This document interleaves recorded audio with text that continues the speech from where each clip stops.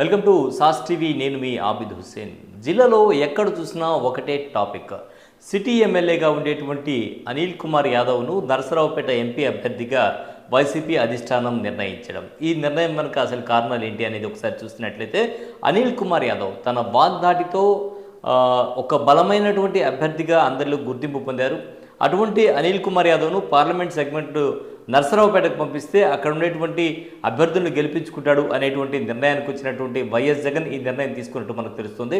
ప్రధానంగా నెల్లూరు జిల్లాకు తీసుకుంటే ఎంపీ అభ్యర్థిగా వీపీఆర్ కొంత బలమైన అభ్యర్థిగా ఉన్నారు కాబట్టి వీపీఆర్ మిగతా అభ్యర్థులను గెలిపించుకునేటువంటి అవకాశం ఉంది. అటువంటి నేపథ్యంలో నరసరావుపేట పార్లమెంట్ సెగ్మెంట్కు అనిల్ కుమార్ యాదవ్ ఉంటే బాగుంటుంది, బలమైన అభ్యర్థిగా ఉండేటువంటి అవకాశం ఉంది. అలాగే తన వాగ్దాటితో కావచ్చు, తనకున్న చదురుతో కావచ్చు, మొత్తానికి అక్కడ ఉండేటువంటి అభ్యర్థులను గెలిపించుకునేటువంటి విషయంలో బలమైన అభ్యర్థిగా ఆయన పేరుంది కాబట్టి మొదటి నుంచి కూడా ఫాలోయింగ్ కూడా ఉంది అనిల్ కుమార్ యాదవ్కు. ప్రత్యేకంగా సోషల్ మీడియాలో అయితే హెవీ ఫాలోయింగ్ ఉంది కాబట్టి సో ఖచ్చితంగా ఆయన నరసరావుపేట ఎంపీ అభ్యర్థిగా ఉంటే ఇంకొక విషయం కూడా ఏంటంటే, పార్లమెంట్లో కూడా గళం వినిపించేటువంటి బలమైన గళం వైసీపీకి సంబంధించి గళం వినిపించేటువంటి అవకాశం ఉంది కాబట్టి అటువంటి వ్యక్తిని ఎంపీ అభ్యర్థిగా పంపిస్తే బాగుంటుందని అధిష్టానం నిర్ణయించి అక్కడికి నరసరావుపేట ఎంపీ స్థానానికి ఆయన పంపించడం జరుగుతోంది. సో నరసరావుపేట ఎంపీ అభ్యర్థిగా అనిల్ కుమార్ యాదవ్ పోటీ చేసేటువంటి అవకాశం మనకు కనిపిస్తోంది. అలాగే గతంలో తీసుకుంటే నెల్లూరుకు సంబంధించినటువంటి అభ్యర్థులు నేదురుమల్లి జనార్దన్ రెడ్డి కావచ్చు, అలాగే గతంలో మేకపాటి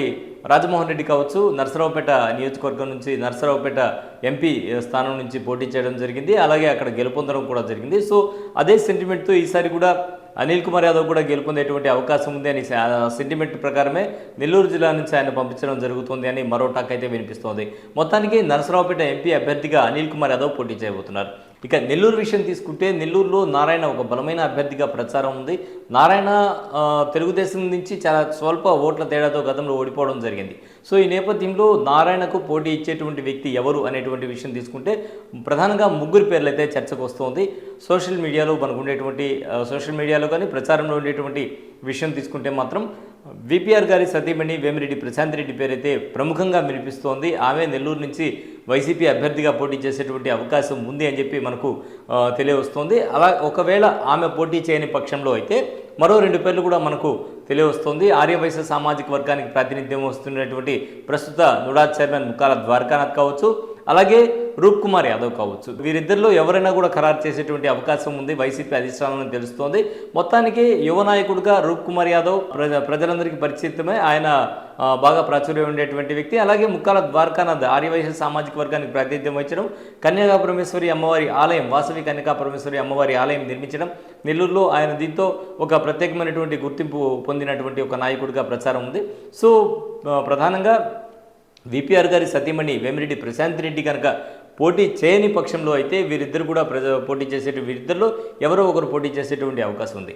అధిష్టానం ఏ నిర్ణయం తీసుకుంటుంది అనేది ఇప్పుడు వేచి చూడాలి. ఇప్పటికైతే పేర్లు అయితే ఎవరిది అనేది ఖరారు కాలేదు. మరి వీపీఆర్ ఎవరిని సజెస్ట్ చేస్తారు అనేది ఇక్కడ కీలకం. మరి VPR end of the day ఎవరిని సజెస్ట్ చేస్తారు, ఎవరి పేరు చర్చకు వస్తుంది, ఎవరి పేరు ఫైనల్ లిస్ట్లో ఉంటుంది అనేది అయితే వేచి చూడాలి. ఇది ఇవాల్టి స్పెషల్ స్టోరీ. మరో స్పెషల్ స్టోరీలో మళ్ళీ కలుద్దాం. అంతవరకు సెలవు, నమస్కారం.